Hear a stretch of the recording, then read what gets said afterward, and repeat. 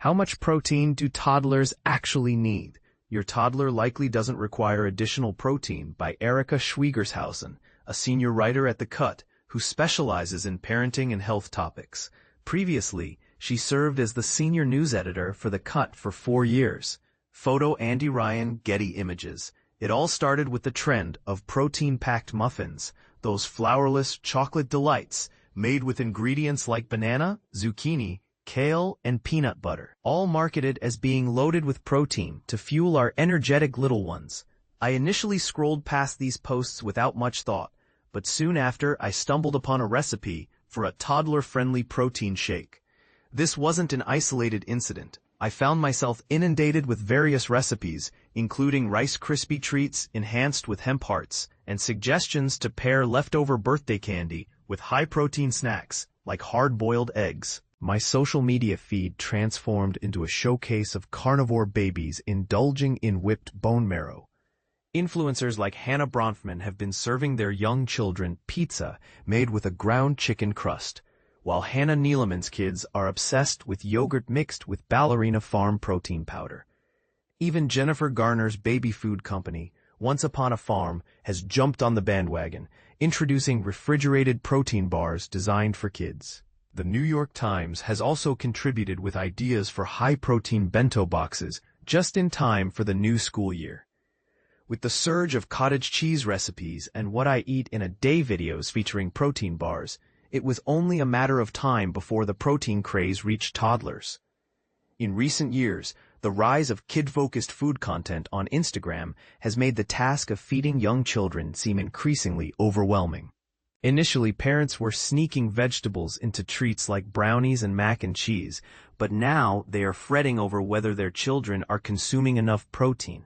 Amy Palangian, a recipe developer who shares protein-rich muffins and smoothies on the popular account Yummy Toddler Food, notes that this obsession has intensified over the past couple of years. She has observed that kid-friendly recipes boasting protein content tend to garner significantly more engagement. Now, if I post a bowl of pasta, someone's bound to ask, okay, but where's the protein? This concern is quite understandable. Toddlers are notoriously fond of beige foods, and many of them are reluctant to eat meat or chicken due to its texture, which can be challenging for them to manage, explains Megan McNamee, a registered dietitian who runs the Instagram account Feeding Littles. However, even if your toddler ends up tossing their chicken breast onto the floor, they are likely getting sufficient protein. McNamee states that children aged 1 to 3 should aim for a daily intake of at least 13 grams of protein, roughly 2 to 3 servings, as recommended by the American Academy of Pediatrics.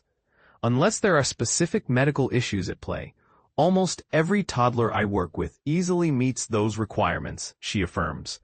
This is largely because many foods that we might not typically categorize as high in protein actually contain a fair amount.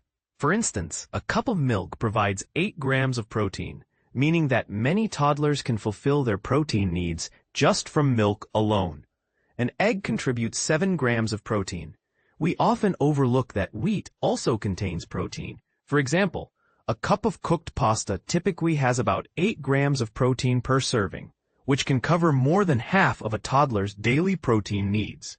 Generally speaking, if a toddler is growing as expected, that's a strong indicator that they're getting enough protein, she adds. Moreover, despite what you might hear from fitness enthusiasts and weight loss influencers, most adults are also consuming plenty of protein.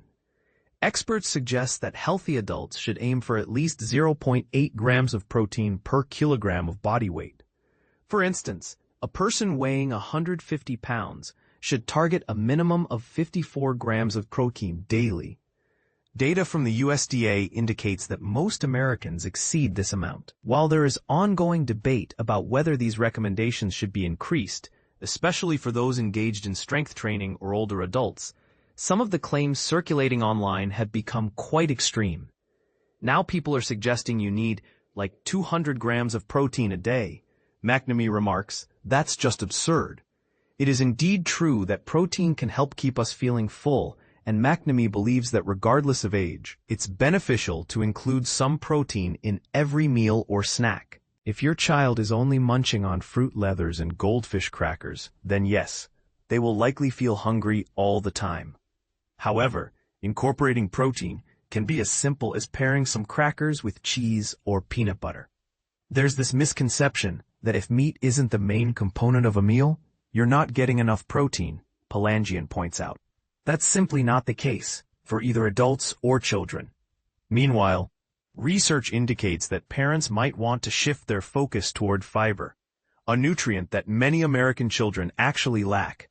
According to Palangian, promoting fiber is a much tougher sell on social media. She recently compiled a collection of high-fiber recipes such as chickpea fritters and black bean soup, but when she mentioned it on Instagram, nobody seemed to care. So what do you think? Are we overemphasizing protein in our toddlers' diets, or is there a valid concern that we need to address? Share your thoughts in the comments.